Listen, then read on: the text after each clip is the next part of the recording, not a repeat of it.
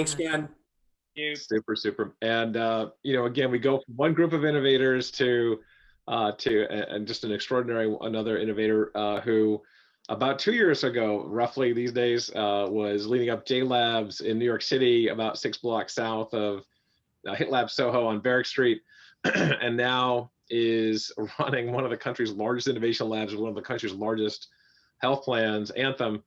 Kate Merton, thank you so much for joining us today. Looking forward to hearing your announcement and what you're doing, what you're talking about. But again, this is really about the forecasting for 2021, and you've had your thumb on the pulse of digital health for a long time now, and we'd love to hear about what you are doing and what's happening with Anthem and what we're looking at you guys doing in 2021. Well, thank you. Thanks for the kind words, and thanks so much for having me, as always, Sen. And I was glad I actually got to catch the end of the prior session. Sorry, I couldn't make all of it. So I'm super happy to talk about sort of what Anthem is doing, either from sort of a digital perspective, what we're doing with the incubator. Like, what do you think would be what everybody wants to hear first? Yeah, let's just hear about the what Anthem is doing with the incubator. I think everyone's dying to know more about that.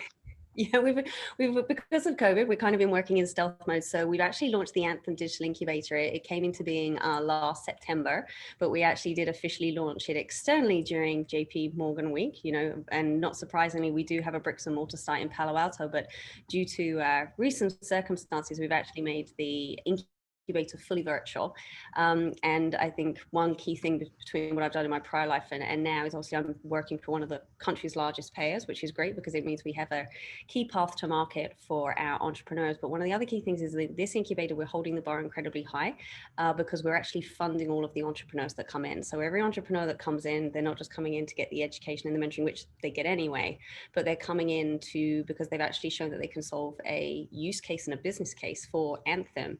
And we're actually providing them funding to further develop their company, and they're actually going to have access to patients and run their company in real time, which I personally think is exciting because I think with a lot of entrepreneurs, they have these great ideas, and sometimes the trouble is actually getting to the market.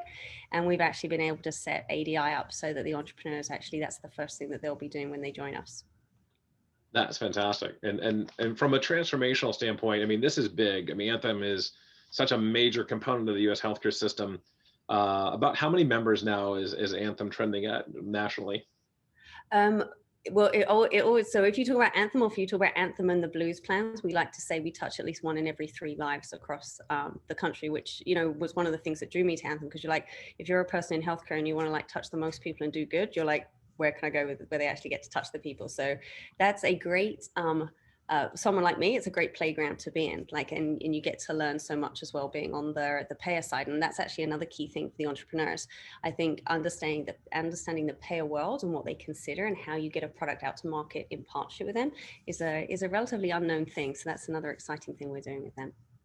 And we talked about this in the last panel with Sheila and Jeremy and Lee around disparities and around one of the things the pandemic has really shown is just how much disparity there is in the healthcare system and how it just translates over and over again now with the pandemic as well. And talk a little bit about Anthem and then the lab and what's being done to help address some of those disparities through digital health. Yeah, it's again, perfect time. Talk about a couple of things. So before we actually get onto our community health challenge, which is specifically targeted at SDOH and the fact that, there was already a gap and it's just got bigger with the pandemic. One of the things we even did before we just launched our challenge is actually part of the incubator uses an entrepreneur in residence program where we will obviously pay incredibly experienced individuals to come work with us, get to know Anthem before they then decide to formulate their own company. And out of the 3 entrepreneurs that we've had come in just in this short space of time, we've actually fully funded all 3 of those entrepreneurs, and one of them is actually doing what I would call an SDOH based company. We can't talk about it because it's stealth mode, but it's working in the areas of food insecurity, and it's going to be piloting not only with sort of Anthem itself as an account, say me as an employee would get to have access to this, but also piloting with one of our businesses. So not only are we actually just launched our community health challenge recently at CES, and that's running through February 26th. And we're looking into technology that can help us with med adherence, food insecurity again, and also health literacy, which sort of from an Anthem perspective, we're we're not just there to provide the healthcare, we're actually there to try and help educate you about it so that the expense gets less. So that's what the challenge is about. But we've also got these individual entrepreneurs working in each one of those spaces. Yeah, it's fantastic. That's really spot on too, given the fact that we've got, the need for these areas of disparity and to be addressed, and that Anthem, as one of the largest groups out there, has this ability to really touch these sorts of lives quickly. And you talked about medication adherence, and you talked about, that really touches upon this area that we do a lot of research on at the lab, which is around the Internet of Things and monitoring folks, whether it's new moms or whether it's the elderly or whatever it might be, or new babies. Tell us a little bit about that as well, and some of the remote patient monitoring work that you're doing. I'm pretty sure you weren't just on the last call I was on, but the funny thing was we've just launched the community health thing, and the one that we've just wrapped up was the maternal health challenge, and we literally this morning did the judging of that, where we were looking into, it's so funny you asked me that, that wasn't even planted. We literally have just been judging some remote RPM tools for patients, because that was one of the things that we were concentrating on anyway in Anthem, but obviously when the pandemic came up, we had a bigger focus on that. Now, not only how you would manage that in sort of specific cases, such with pregnant mothers, but also in the areas of like chronic care, because like when everyone was worried about, do you have COVID? Now you're getting tested. They're what I would call the walking well, also being underserved. So we've had sort of ramping up interest in those kind of technologies. But yeah, we've been looking into maternal health, chronic care. How can you use RPM just in primary care as well? How can you actually use RPM to get ahead and use it in wellness too? Oh, and also one of the last things I heard in the prior discussion was in the areas of behavioral health. That's another thing that we were looking at anyway, but with the pandemic, I'd say it's pretty much like risen to the top of the list.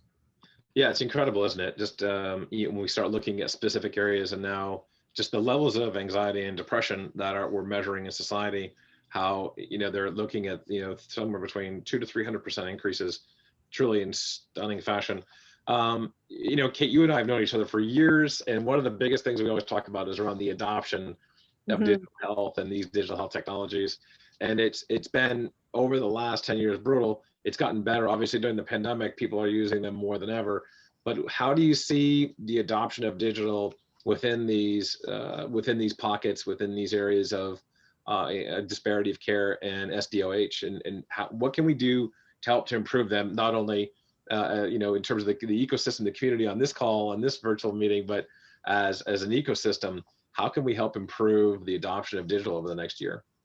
So one of the things that maybe I'll speak to is like Kate Merton, rather than, heading up ADI for Anthem, is like one of the key things we've seen is like people not just having basic good Wi-Fi coming into their house. Like how can we actually be concentrating on providing them digital care where they don't even have the infrastructure to get there?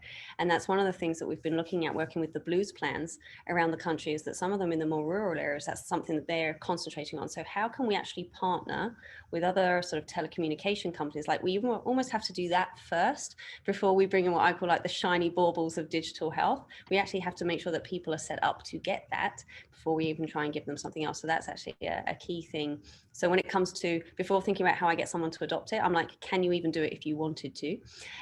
When it comes to the, how would you get them to adopt it? I think, in certain ways you could look at the pandemic as a gift, right? Because there's been an uptick in certain populations, but then we're now thinking, how do you sustain that afterwards? And, spending a lot of time in the areas of sort of behavioral health and the patient journey of like, okay, we've got them here now what's going to be the next step they're going to do, and make sure that we're funding startups that can get ahead. Actually, one of the first EIR, I mentioned that we funded 3 out of 3. The first EIR company that we funded was actually a behavioral health company, which wasn't necessarily connecting you up with a trained professional, but it was actually how could we each kind of peer support each other in times of the pandemic. So we're trying to look at it in very different ways, because maybe not everyone wants to go to a healthcare professional. Maybe they're going to get their actually health support through another means. So we're also looking at it in that direction. That's wonderful. And we've talked about this like a couple of times over the last few hours, which is this absolutely tidal wave of data. Now that we have all of this virtual care being administered, we have all of this remote patient data being collected. Now we have just, yottabytes of data that we've never had before. What do we do with it all? What are some of the things that the innovation lab that you're heading up now at Anthem is doing to address how to use that data to make physicians and patients and everyone else smarter around them? So there's a number of ways I could answer that. So from an entrepreneur and an ADI perspective, one of the tools we like to say we have is our data sandbox. So we've got another key thing for entrepreneurs, like sometimes you've got this great algorithm and you want to like tune it up in actually a real population. So the entrepreneurs that join us, they actually have access to our data sandbox, which is a selection of de-identified real data, so they can quickly test it out. So it's actually good for us because we don't spend money on going out and doing a pilot. We can quickly run it through the data. So that's one of the things we're doing. And then something else that we're doing with our work with X Prize and the pandemic is that they've done a good job of making sure that they've connected up the different data sources so that as new things are developed, our entrepreneurs can go beyond not just what Anthem have, but actually up into sort of specific targeted populations, which we know in the areas of SDOH is actually very important. It's not just everybody. You want to make sure you look at specific groups. So we're doing stuff both with Anthem data and also making sure that we're partnering with others too. And one of the things that's really coming to light amongst all this is that some of the most, it's always the populations, the young and the old, that are most at risk whenever something happens, and whether it's the immune system or just whatever. Now, obviously during the pandemic, it's obviously the folks that are in that kind of 50 plus, 60 plus category, folks with underlying healthcare conditions. One of the interesting components is that children are more than ever spending a lot of time on screen time. Again, a major New York Times article this morning about educational levels falling for children over the last year by 1.5 years in grade level. And so what are you seeing with depression in children? And is that something that some of the interventions that you're already working with are addressing that? Or how are we measuring, the overall wellness of children at home these days? So it's so funny you should say it, because I've got 3 of my own at home, which is more screen time, and I'm incredibly concerned about their loss of education. But yeah, one of the things that Anthem is doing at the moment, I've been sort of involved in on the edge, is like thinking about how we actually support our students at university, because we do know that that's a transitional time for them anyway. They have certain expectations, they're not being met right now in the pandemic. So we're actually looking for targeted solutions that can maybe support young women that are heading off to university, and we know that they might have behavioral health or anxiety issues. So we're actively looking for products in that space. When it comes to the younger pediatrics, we haven't yet embarked on that yet in ADI, but I'm looking forward to that opportunity. Yeah, I think that's fantastic, and just you've lived everywhere, Kate. You've been New York, LA, San Diego, San Francisco, and London. I mean, England. You just have just a tremendous understanding of these social determinants of healthcare, and looking beyond 2021. Are you seeing the flip phone? Are you seeing apps? Are you seeing what's the one, if you had to pick one digital health intervention that's really going to be the harbinger for success in the fight around social determinants of health? What do you hold out the most hope for? So if I had to pick one, that's very, very difficult. So the apps that enable communication to good information, right? We know there's a lot of bad information, and we know there's a lot of apps out there that don't actually do what they say. They don't have clinical evidence to back it up. And I would say those that you can access on your smartphone, where you can actually say it's going to give you clinically backed help with the right information, that is critical, because the whole reason of being in healthcare is that you do no harm first and foremost. And I think from a digital health perspective, we actually need to keep that top of mind. So if I was going to think of anything that's going to have the most impact, like thinking globally from like experience in Europe and here, it's going to be those that enable individuals to get the right information at the right time to make an educated decision in partnership with their provider. So it's not a go alone thing, it's making sure that they're part of an ecosystem of decisions. Brilliant, absolutely brilliant. Really appreciate it. Kate, continue doing all the great work you're doing all over the country through Anthem and the Innovation Lab there, and looking forward to working with you and talking again soon. Thank you for joining us today.